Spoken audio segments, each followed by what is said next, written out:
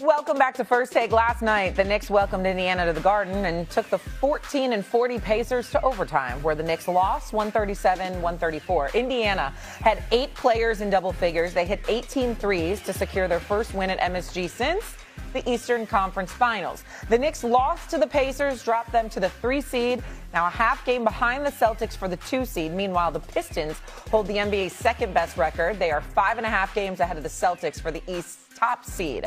Brian Windhorst now joins us here on First Take. Just an embarrassment defensively against a team that has the second worst road record in the league. But anyways, Windy, who do you think is the team to beat in the East?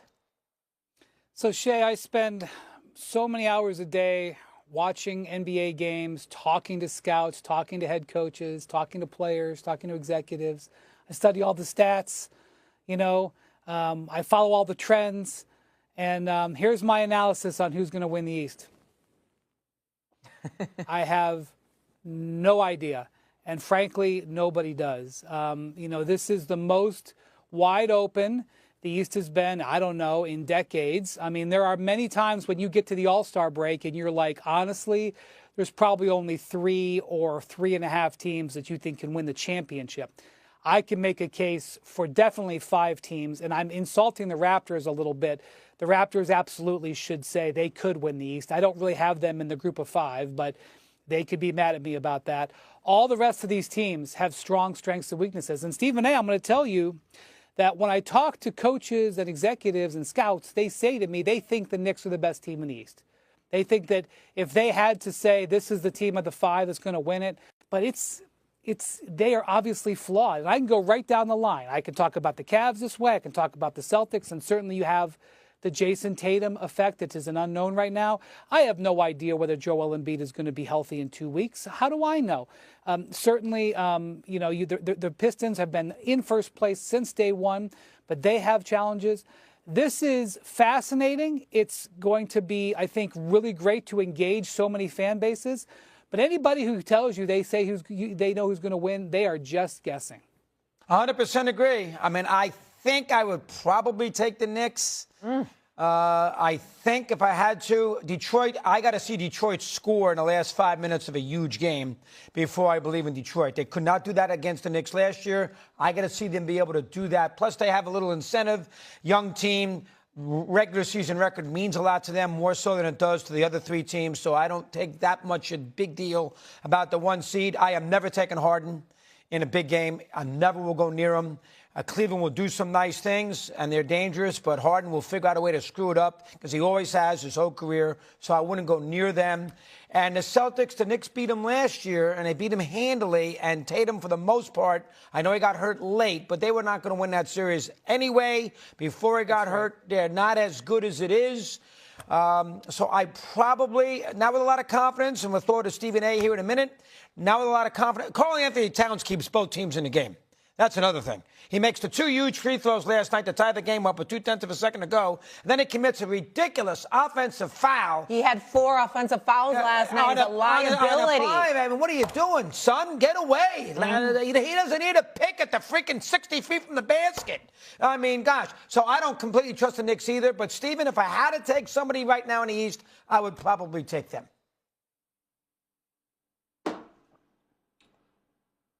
Mike Brown needs to be very, very careful. The New York Knicks lost last night. Their defense was horrible. But they didn't have OG Anunoby and they didn't have Mitchell Robinson. And I get that part.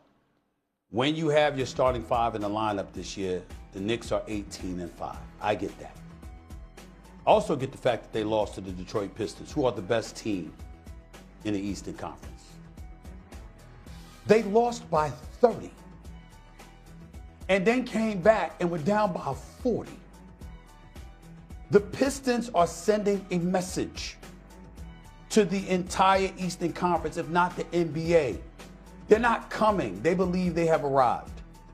Where they scare me about the New York Knicks is that, doggy, you've been around. Don't be a historian when you want to be with Kareem and Mike and Koozie and everybody else, but then ignore some other elements of history when it comes to what we're seeing right now.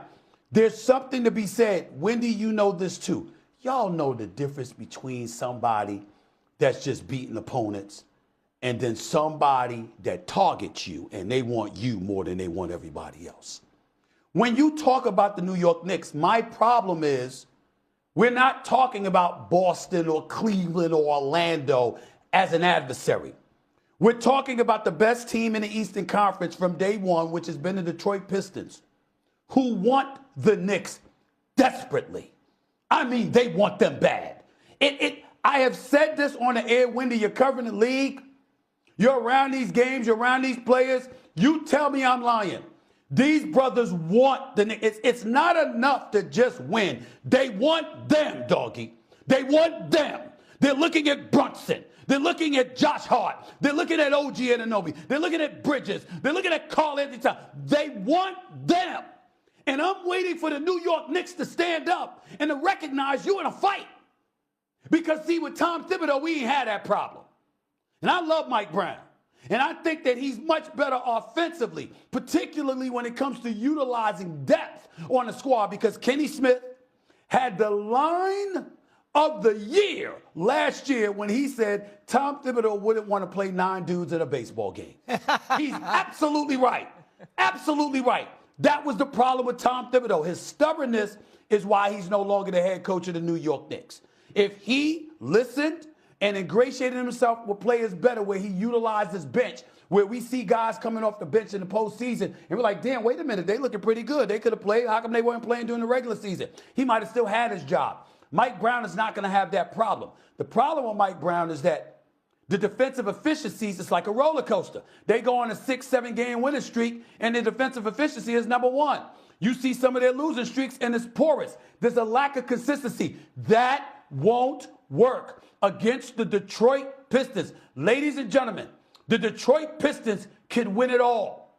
They can win it all. You got to see, doggy, I got you. They got size, they got girth, they got defensive prowess, they got offensive firepower, they can hit perimeter shots, they can finish at the basket, they can score in the open court, and they got a star in Cade Cunningham. They are not freaking playing. Now, when are the New York Knicks going to step up and recognize the fact you in a fight? They are coming to kick your ass. What are you going to do about it? That is what the Knicks, I don't want to hear about these coaches talking about Karl Anthony Towns and Jalen Brunson, who's an all-star and playing like an MVP kid. I don't want to hear all of this. New York Knicks are the best team. They look like the best team. No. This is the equivalent of Mike Tyson saying, everybody, you can shadow box, you can spar, you can do everything. You can look great until you get punched in the face or punched in the mouth. That's what the Detroit Pistons are saying to the New York Knicks. We're coming to kick your ass. We're going to punch you right in your mouth. We're going to punch you right in your face. What are you going to do about it? Last 2 meetings, they have destroyed the Knicks. I'm worried. The Detroit Pistons are the best team in the East. Easy. 67 points, Stephen A. 67 points. And by the way, I'm pretty sure J.V. Bickerstaff came on this show last year after that hard-fought series in the first round. Yes, he did. Said, give us another shot at the Knicks, and I don't think they've lost to the Knicks since. I know that this is not going to be a satisfying analysis. I honestly think the team that will win the East is the team that's the healthiest. Yeah. Because honestly, I think that could be the difference between who's playing. I know, but I mean, it's really just going to be the case. And the one thing. Okay, stop right there. Stop right there, Wendy. Stop. Yeah. Stop. If both the Knicks and the Pistons are healthy, who you got? Based on what you see. I'm going to tell you what the scouts and the coaches say. They say, and I'm not saying this is my opinion or anything. I'm saying this is what they tell me. They say that in a playoff setting, they question whether the Pistons have enough playmaking and ball handling. That really it's Cade Cunningham and everybody else is a specialist, and that you can do things to take him out of the game in playoff strategy. That could end up not being true. The Pistons could come in there and prove all of that wrong. But I'm just saying you can go team to team and find weaknesses that will hurt them in a 7-game series. Right now, as it stands, the Cavaliers. Detroit. The Cavaliers. On the road to Detroit ain't gonna be that easy. The Cavaliers are the current favorite to win the Eastern Conference right now, according to DraftKings Sportsbook, at plus 300. The Cavs, not the Pistons, not with Doggy. Or the Knicks. Not with you either. Not with you either. Coming up on First Take, Drake May got a thumping in the Super Bowl against the Seahawks, but is our confidence in May now?